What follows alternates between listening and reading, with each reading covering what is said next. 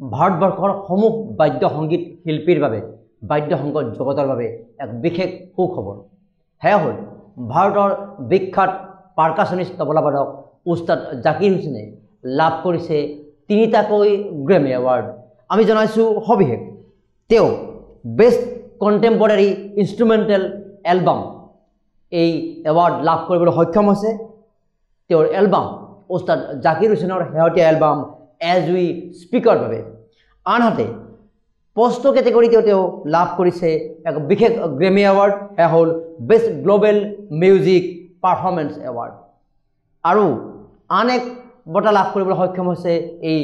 66 সংখ্যক গ্ৰেমি এৱাৰ্ডত হেয়া হ'ল দিছ মোমেন্ট এলবামৰ বাবে শক্তি গ্ৰুপৰ যি দিছ মোমেন্ট হেয়তীয়া এলবাম এই এলবামৰ বাবে লাভ কৰিছে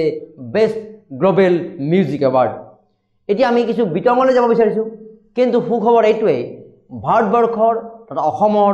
বাদ্য সংগীত জগত বাদ্য সংগীতৰ বাবে এক বিশেষ সুখবৰ যে ভাৰতবৰ্ষৰ বিখ্যাত তবলাবাদক বিখ্যাত পাৰ্কাছনিষ্ট উস্তাদ জাকিৰ হুছেইনে আমেৰিকাৰ লছ এঞ্জেলছত অনুষ্ঠিত 66 সংখ্যক গ্ৰেমি এৱাৰ্ডত লাভ কৰিছে তিনিটাকৈ এৱাৰ্ড আৰু তিনিটাকৈ এৱাৰ্ড লাভ কৰি সমগ্ৰ বিশ্বৰ ভাৰতবৰ্ষৰ অসমৰ সমূহ প্ৰান্তৰ এই পৃথিৱীৰ সমগ্ৰ বাদ্য সংগীত শিল্পীৰ বাবে কঢ়িয়াই আনিছে এক উৎসাহজনক খবৰ কোনে আনিছে ভাৰতবৰ্ষৰ সুসন্তান তবলাবাদক জাকিৰ হুছেইনে আৰু জাকিৰ হুছেইনে লাভ কৰিছে তিনিটাকৈ গ্ৰেমি এৱাৰ্ড আমি জনাই আছো সবিশেষ best contemporary instrumental album award লাভ কৰিছে তেওঁৰ হেয়তীয়া এলবাম এজ উই স্পিকৰ বাবে আৰু আমি জানো এজ উই স্পিকৰ বাকি সহযোগীসকল আছিলে বেলা ফ্লেক এডগাৰ মেয়াৰ আৰু ৰাকেশ চৌৰাচিয়া এডগাৰ মেয়াৰ আৰু বেলা ফ্লেকৰ সৈতে মিলি প্ৰস্তুত কৰা এজ উই স্পিক এলবামৰ বাবে জাকিৰ হুছেইনে লাভ কৰিছে best contemporary instrumental album award আনহাতে জাকিৰ হুছেইনে লাভ কৰা আন এটা এৱাৰ্ড হ'ল best global music performance award লাভ কৰিছে আনহাতে শক্তি গ্ৰুপৰ হেয়তীয়া এলবাম দিছ মোমেন্টে লাভ কৰিছে বেষ্ট গ্লোবেল মিউজিক এৱাৰ্ড আৰু এই শক্তি গ্ৰুপৰ দিছ মোমেন্ট এলবামৰ সৈতে জড়িত সংগীত শিল্পীসকলৰ নাম আমি কৈ দিছোঁ উস্তাদ জাকিৰ হুছেইন তবলা বিখ্যাত ভায়োলিন বাদক এল শংকৰ বিখ্যাত পাৰ্কাছনিষ্ট ভিক্কু বিনায়ক্ৰম বিখ্যাত ব্ৰিটিছ গিটাৰিষ্ট জন মেলাউলিন আৰু ভাৰতবৰ্ষৰ আন এগৰাকী বিখ্যাত কণ্ঠশিল্পী শংকৰ মহাদেৱন আমি ডেমক্ৰেচি লাইভ তৰফৰ পৰাও জনাইছোঁ এইগৰাকী উস্তাদ জাকিৰ হুছেইন শংকৰ মহাদেৱন আৰু সমূহ ভাৰতবৰ্ষৰ এই গ্ৰেমি এৱাৰ্ড প্ৰাপকসকললৈ গ্ৰেমি এৱাৰ্ড বিজয়সকললৈ শুভেচ্ছা জ্ঞাপন কৰিছোঁ আৰু এইখিনি আমি জনাইছোঁ যে ডেমক্ৰেচি লাইভৰ তৰফৰ পৰাও আমি এই মুহূৰ্তত এক প্ৰস্তুতি চলাই আছোঁ বাদ্যশিল্পী মহোৎসৱ